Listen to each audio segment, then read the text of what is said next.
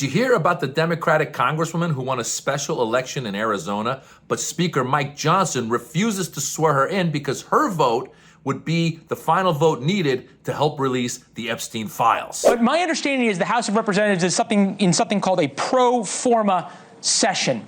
And Democrats say that you will not swear in a Democrat who was elected in an Arizona special election because you do not want her critical vote on the Epstein discharge position. If she voted for it, then the discharge position would come up on the Epstein files. There she is there speaking.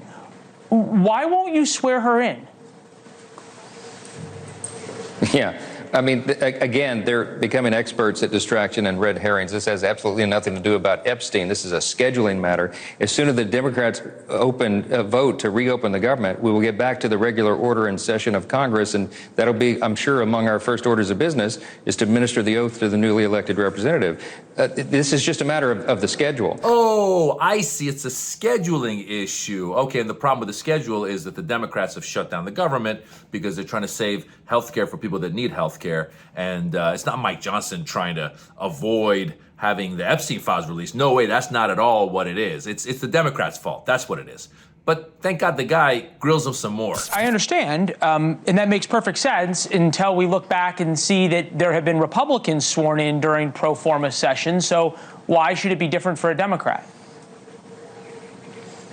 A great question. There was a unique exception made when the two Florida representatives were sworn in earlier this year after winning a special election. And the only reason we did that is because it was previously noticed for that date, and they flew all their families and friends in for the ceremony. So because they were here and the session got canceled, we just went ahead and did it because their families were here. That's the main purpose of it. But, so if she flies in her family, would you guys do it? All of us, she'll get the full bells and whistles. It hasn't been scheduled because we don't schedule things for pro forma. No, but they're trying to make an issue out of nothing. I've looked forward to welcoming her. She's congratulated for having won her father's seat. He served a long time. She'll have a great career. But, again, these are distractions. We have to get the government open so that we can get all these regular processes working again. That's all this is. Ooh, that was kind of a gotcha moment, right? Why didn't you swear in the Republicans? Oh, because their families had come. So if this lady's family shows up, then they will swear her in. I'll pay. I think we could all chip in to have the family show up. And let's swear her in, because we're all waiting to see what's going on with these Epstein files. And the Republicans keep trying to block it. So who gave the order to flag records related to President Trump? To flag records for President Trump? To flag any records which included his name. I'm not going to discuss anything about that with you, Senator. Eventually, you're going to have to answer for your conduct in this. And you won't do it today, but eventually you will. I yield, Mr. Chairman. You can always count on Attorney General Pam Bondi to deny what she did. Did you talk to the White House about the Epstein files? I'm not going to talk to you about that. That means you talked to them about the Epstein files. Did the FBI find those photographs that have been discussed publicly by a witness who claimed Jeffrey Epstein showed them to him? You don't know anything about that. Okay. She had absolutely nothing to say. She just goes, that was it. When he reminds her that there's photos out there with Trump with half-naked women that Epstein was showing to people. They're doing a bad job of hiding this thing. And we are ready, as Democrats, to keep the government open and to save your health care.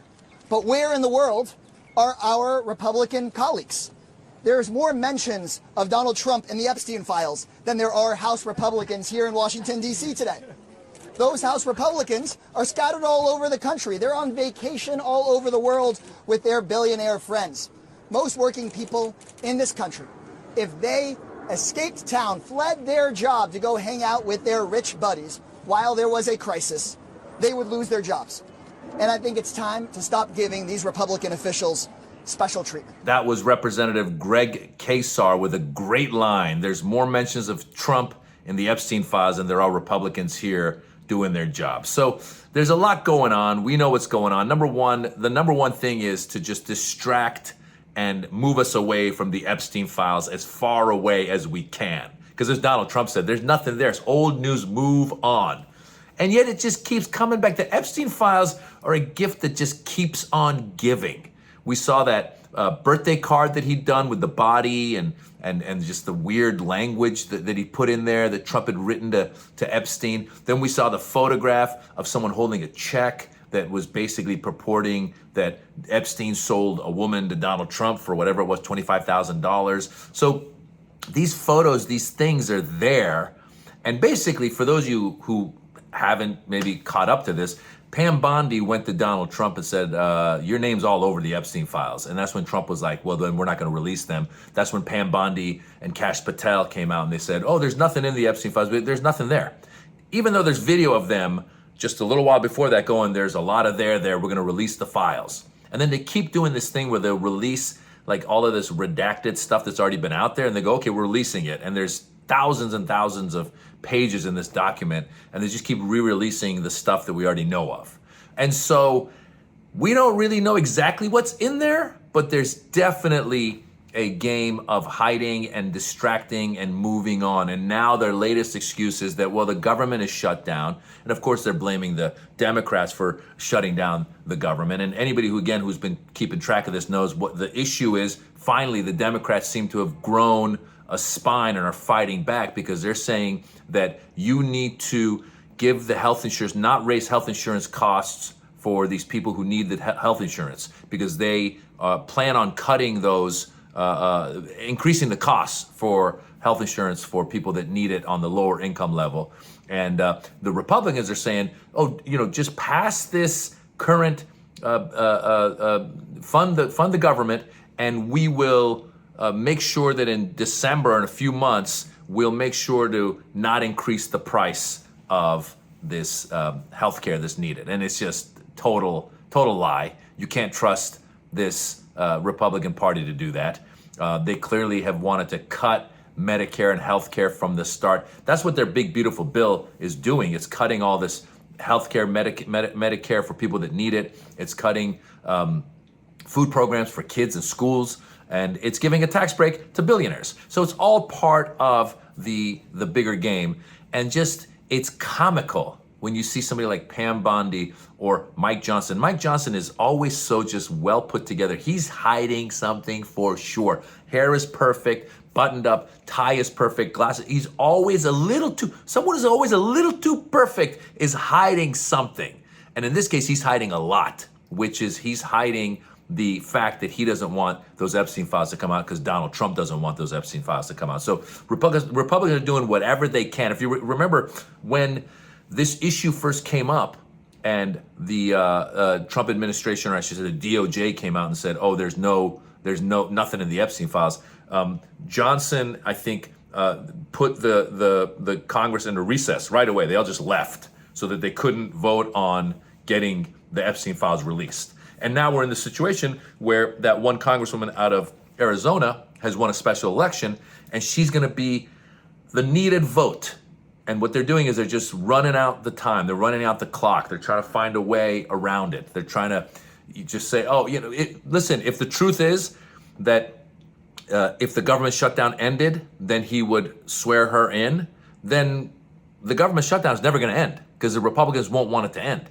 Donald Trump doesn't want it to end. He would just keep it going on and on and on and on until maybe the midterms, when they maybe can rig the elections by gerrymandering different districts in Texas and other red states and keep a majority to the point where they won't release these files. But everybody wants the files released. Republican supporters of Trump want the files released, because ultimately, if we remember, Trump and MAGA were supposed to be the party of protecting the kids.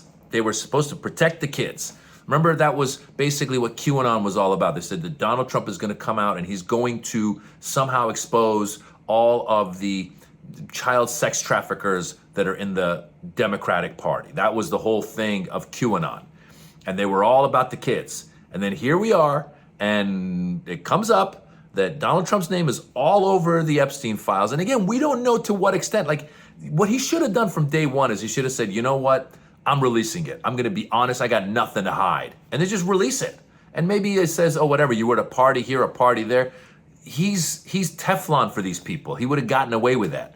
But he's been trying so hard to distract us and to keep us away from it that we feel like there's something more. And there probably is something more. I don't know what. We don't know what. But there's a lot of things he said in the past. Remember, he said that he and Jeffrey were good friends and that they both like women, except Jeffrey likes him a little bit younger. So that means that he might have been around when Jeffrey was doing some of this stuff. And he kept going to his parties. He kept going to his island or whatever it was. And so he is trying his hardest to distract us, to keep us away from it. He is sending National Guards into different states. He's creating these crises that don't even exist. He's saying that, Portland is falling apart and we're going into Chicago and all these places. I mean, I don't know if you saw that video. There's a great video. I want you to Google it after you watch this.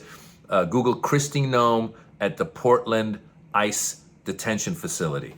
She's on the roof and she's looking out at what's supposed to be some sort of violent situation in Portland. And it's a guy in a chicken suit just protesting out front. It's completely ridiculous. So he is fabricating all of these big issues just to distract. And that's what the guy does. He's the master of distraction, and he's distracting again. And now he's got guys like Mike Johnson, you got Pam Bondi, you got other members of Congress who continue to have his back, even though they had said, the Republican Party, MAGA had said, that they are the party of children. And they sure as hell ain't. Because now that it's time to step up and reveal what's going on in those files, they all of a sudden, no,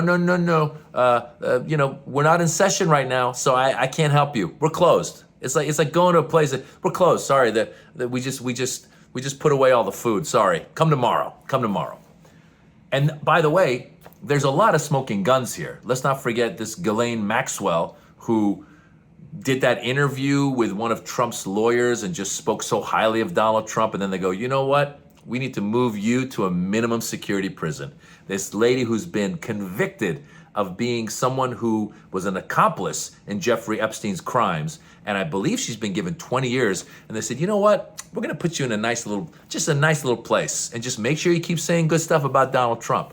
And then we saw just this past week, people were asking him, I think Caitlin Collins in the Oval Office, she said, have you thought, or is it true that you might pardon Ghislaine Maxwell? And Donald Trump actually goes, who? And she goes, Ghislaine Maxwell. He goes, oh, I don't know. I haven't heard that name in a long time. Really? Ghislaine Maxwell? You haven't heard? First of all, the name Ghislaine, it's not like you're saying Jenny Jones. And you're like, which Jenny? Could you remind me which Jenny Jones? No, there's not that many Ghislaines. There's like one Ghislaine. Like, he should know. He knows. It's like saying like, oh, are you going to pardon Charlie Manson? You don't go, who? Which one? I've never heard of that guy. There's just not that many. And Ghislaine is very unique. Very unique. It's like there's one Cher, there's one Sting, there's one Prince, there's one Ghislaine. I don't know any other. You know any other Ghislaines? I don't. Do you? And clearly, and now apparently Donald Trump doesn't know her either. So it's all very suspicious. I can't give you the facts because they're not giving us the facts. But hopefully, at some point, they will swear this congresswoman in from Arizona, and let's see what shenanigans they come up with then. They're going to come up with some other shenanigans. Oh, national security issues. We can't release the files because of this reason, that. There's so many excuses going on. I mean, if this is not like a red flag, I don't know what. Like, if this does not raise some suspicion, I don't know how else they could do it.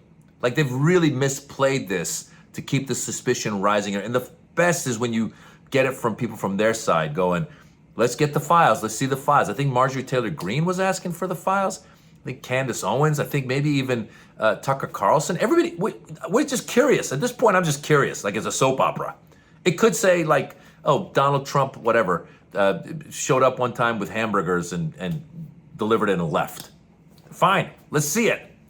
I think it's going to say more. We all know it's going to say more. That's why Mike Johnson is hiding. Guys, I'm comedian Maz Jobrani. I've got a channel right here on YouTube. It's at Maz Jobrani. Give it a follow. I post comedy there. Hopefully you enjoy it. And I'm also on tour. Check out MazJobrani.com. Come see me live. And I can't wait to see what's in those Epstein files.